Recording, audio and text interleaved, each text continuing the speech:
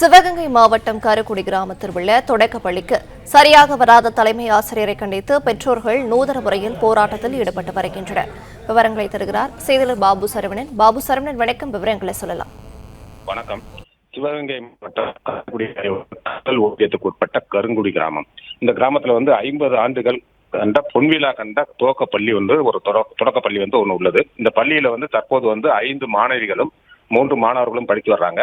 இந்த பள்ளியில ஜே மேரி என்ற தலைமை ஆசிரியை ஒருவரும் மற்றொரு ஆசிரியர் வகுப்பு ஆசிரியர் ஒருவரும் பணிபுரிந்து வர்றாங்க. இதுல தலைமை ஆசிரியர் ஜே மேரி சரியாக பள்ளிக்கு வருவதில்லை என்றும் மாணவர்களை தகாத வார்த்தைகளாகவும் கடுமையான சொற்களாக வைவதாகவும் மாணவர்கள் பெற்றோரிடம் கூறியதை தொடர்ந்து பெற்றோர்கள் ஜே மேரி தலைமை ஆசிரியர் கேட்டதற்கு அவர்களையும் தகாத வார்த்தைகளை ஜே மேரி பேசியதை தொடர்ந்து கடந்த 3 நாட்களாக மாணவ மாணவிகளை பள்ளிக்கு அனுப்பாமல் பெற்றோர்களே பள்ளிக்கு எதிரில் உள்ள நாடக மேடையில் அவர்களே மாணவ மாணவிகளுக்கு வகுப்பெடுத்து வந்தனர். இத்தகவல் மாவட்ட முதன்மை கல்வி அதிகாரி செந்தில்குமாருக்கு தெரிந்ததை தொடர்ந்து தற்போது செந்தில்குமார் பள்ளிக்கு வந்து ஜே மேரியை உடனடியாக மாற்று இடத்துக்கு பணி மாறுதல் செய்து உத்தரவிட்டுள்ளார்.